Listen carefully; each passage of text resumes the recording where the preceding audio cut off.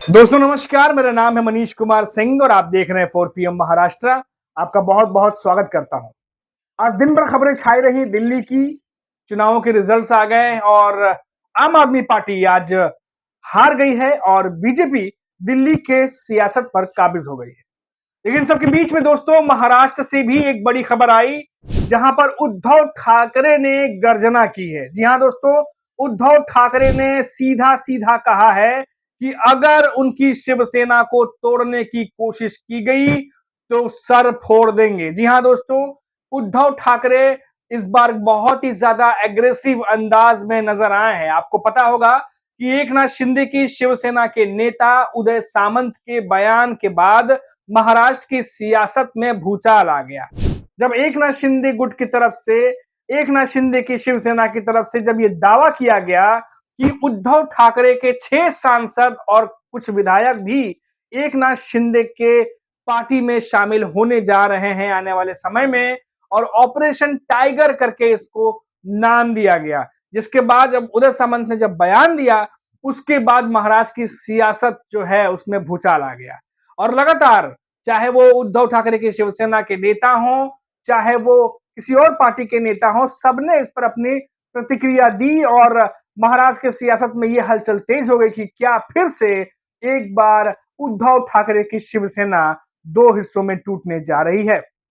इन सब के बीच में जब सुबह से ये सुगबुगाहट चल रहा था, तमाम गोदी मीडिया चैनल्स में एकनाथ शिंदे को और उनके पार्टी को बढ़ा चढ़ा के दिखाया जा रहा था कि फिर से एक बार उद्धव ठाकरे की पार्टी टूटने वाली है। साल 2022 में जो कुछ भी हुआ वो फिर से होने वाला है। और हालांकि उद्धव ठाकरे की पार्टी से कई उनके जो प्रवक्ता ये कहते आए कि इन बातों में दम नहीं है, लेकिन फिर भी ये खबरें जोर शोर से चलती रही। तब तक चलती रही जब तक उद्धव ठाकरे के वो सारे के सारे सांसद, 8 से 9 सांसद जो जीत के आए हैं, उन्होंने जब तक एक साथ आकर के ये नहीं कहा कि हम एक साथ हैं और हमारी निष्ठा उद्धव ठाकरे के साथ में है, हमें कोई तोड़ नहीं सकता। ये तमाम जो सांसद है वो एक साथ आकर के जब उन्होंने कहा, चाहे वो अरविंद सावंत हो या बाकी के जो नेता हो उद्धव ठाकरे के, तब जाकर के इस बात को लेकर के नरमी और ठंडा जो है, ठंडा कह सकते तरीके से खबर जो है वो ठंडी हो गई। और बची खुची कसर संजय राउत ने पूरी कर दी जब उन्होंने कहा कि एकनाथ शिंदे की शिवसेना बार बार ये कह रही है कि हमारे नेता टूटने वाले हैं, उनके पार्टी में चले जाएंगे और ऑपरेशन टाइगर की बात कह रहे हैं। तो संजय राउत ने कहा कि ऑपरेशन तो रोज देवेंद्र फडणवीस कर रहे हैं इन दिनों, एकनाथ शिंदे उनकी पार्टी का। और जिस तरीके से आए दिन एकनाथ शिंदे का अपमान होता है, उसके बारे में उनको फिक्र करनी चाहिए, ना कि हमारी पार्टी के बारे में। संजय राउत ने शाम होते होते प्रेस कॉन्फ्रेंस करके ये बात भी बोल दी। अब दोस्तों ये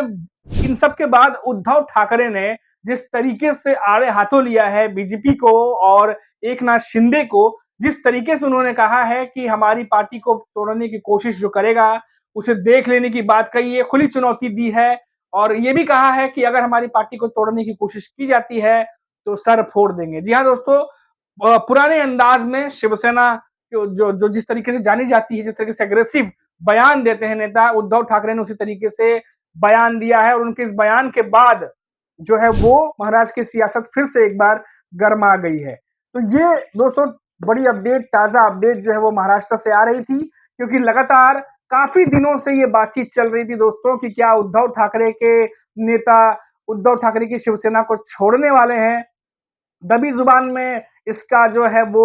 सुगबुगाहट चल रही थी। और बीच में कुछ एक आध दो नेता खबर आई कि छोटे छोटे नेता कुछ जो थे वो यहाँ से वहां हो भी रहे थे। लेकिन जब बात सांसदों की आई और विधायकों की आई तो मामला गरमा गया, सियासत गरमा गई। और ऑपरेशन टाइगर, बार बार ऑपरेशन टाइगर के नाम से इसको बोला जा रहा था कि इस बार जो है वो एकनाथ शिंदे जो बची खुची शिवसेना है, जो पहले दो हिस्सों में बट चुकी थी, जो अभी बची हुई है उद्धव ठाकरे के साथ में, उसे भी तोड़ने की कोशिश जो है वो कर रहे हैं। और इसीलिए इस तरीके से महाराष्ट्र की सियासत गरमाई कि उद्धव ठाकरे से लेकर के और उनके तमाम सांसद, यहाँ तक कि संजय राउत, तमाम नेता सामने आए और जोरदार तरीके से महायुति पर हमला किया, चाहे वो बीजेपी हो, चाहे वो एकनाथ शिंदे की शिवसेना हो। अब इसकी जो सुगबुगाहट थी दोस्तों कि पार्टी टूटने वाली है और तमाम अटकलें थी, उस पर पूर्ण विराम जो एक तरीके से लग गया है और तरीके से चेतावनी भी उद्धव ठाकरे ने दे दी है। अब देखना होगा कि एकनाथ शिंदे की पार्टी के नेताओं का इस पर क्या रिएक्शन आता है, क्या बयान आता है।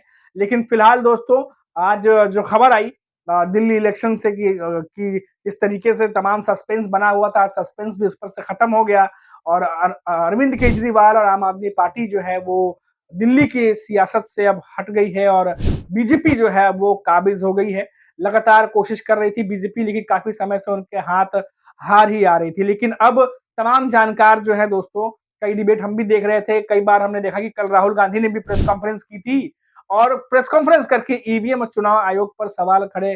किए राहुल गांधी ने और उनके साथ महाराष्ट्र के दो दिग्गज नेता भी संजय राउत और सुप्रिया सुले भी मौजूद थे। और आपको बता दें कि संजय राउत, जो कि हमेशा अपने तीखे बयानों और तंज के लिए जाने जाते हैं, उन्होंने भी ये बात कही जो अखिलेश यादव ने कही थी कि चुनाव आयोग जिंदा है या मर गया है। अगर जिंदा है उनका ज़मीर, तो उन्हें जवाब देना चाहिए। और राहुल गांधी ने भी जो वोटर्स हैं, जो 2019 से 2024 तक 34 लाख के करीब बढ़े थे और लोकसभा चुनाव जो हुए 2024 में, उससे लेकर के जो विधानसभा चुनाव हुए जिसमें 4 से साढ़े 4 महीने का समय गैप था, उतने ही समय में 39 लाख वोटर्स कहां से बढ़ गए, इसको लेकर के राहुल गांधी ने सवाल खड़े किए और चुनाव आयोग से सवाल पूछा।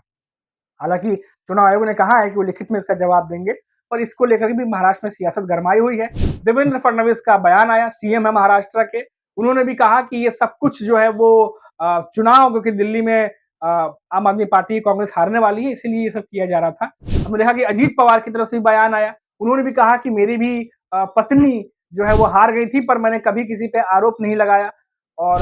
राज ठाकरे जो है वो पहले भी, राज ठाकरे भी महाराष्ट्र में जब उन्होंने अभी कुछ दिनों पहले संबोधन किया तो उन्होंने भी दबी जुबान में कह लीजिए या इनडायरेक्ट या डायरेक्ट कह लीजिए, हर तरह से जो है उन्होंने ईवीएम का भी नाम लिया और जिस तरीके से अजीत पवार 41 सीट जीत गए और शरद पवार 10 के करीब रह गए, उस पर भी जो है उन्होंने अपना एक चिंता व्यक्त किया और सवाल खड़े किए, जिसको लेकर के भी उस समय भी सरगर्मियां बढ़ गई थी जब उनका ये संबोधन हुआ था ईवीएम को लेके और किस तरीके से चीजें चल रही हैं। तो अब एक तरफ इंडिया गठबंधन है, कांग्रेस है, एनडीए गठबंधन है, जो लगातार इन चीजों को लेकर के आगे बढ़ रहा है, लेकिन नेक्स्ट स्टेप क्या होगा अभी इस पर कुछ भी आगे बात निकल के नहीं आ रही है। लेकिन दूसरी तरफ बीजेपी है और उनके सहयोगी दल हैं जो हरियाणा, महाराष्ट्र, अब दिल्ली और उसके बाद जो है अब कह रहे हैं कि बिहार और बिहार के चुनाव में भी अब रुख करेंगे। तो ये तमाम बातें जो है वो एक तरीके से बीजेपी के फेवर में चलती चली जा रही हैं दोस्तों। हालांकि ईवीएम और चुनाव आयोग पर सवाल लगातार खड़े होते रहते हैं और किस तरीके से अगला स्टेप राहुल गांधी उठाएंगे या इंडिया गठबंधन उठाएगा, अब ये सोचने वाली बात होगी, क्योंकि बार बार सिर्फ सवाल खड़े करने से बात नहीं बनेगी। अगर वाकई में दावों में सच्चाई है और प्रूफ है या कुछ इस तरह की बात है तो उसको आगे लेकर के अब जाना होगा। तो ये दोस्तों जो है वो पूरी बात अब आगे देखने वाली होगी कि कैसे लेके जाते हैं, क्योंकि संजय राउत, सुप्रिया सुले भी इस प्रेस कॉन्फ्रेंस में मौजूद थे, क्योंकि महाराष्ट्र में भी, मुंबई में भी आने वाले समय में निकाय चुनाव है, बीएमसी चुनाव है, बड़े चुनाव होते हैं। हर जो राष्ट्रीय पार्टी है या क्षेत्रीय पार्टी है, हर पार्टी जो है इन चुनावों में जीतना चाहती है और क्योंकि बीएमसी पे उद्धव ठाकरे की शिवसेना का कब्जा रहा है, उनका वर्चस्व रहा है, ऐसे में उद्धव ठाकरे के लिए लड़ाई जो है इस बार चुनौती भरी हो सकती है, क्योंकि इस बार एकनाथ शिंदे की शिवसेना भी है जो उनको जो चुनौती देगी, साथ ही साथ सामने बीजेपी भी है। तो इस बार मुकाबला काफी कड़ा होने वाला है और इसीलिए जो कुछ भी करना है वो अभी करना है, क्योंकि आगे चल करके फिर सिर्फ प्रेस कॉन्फ्रेंस करके अगर सिर्फ बयान देंगे, आरोप लगाएंगे तो शायद बात नहीं बनेगी। अभी के लिए इतना ही। आप देखते रहिए 4 PM महाराष्ट्र। नमस्कार।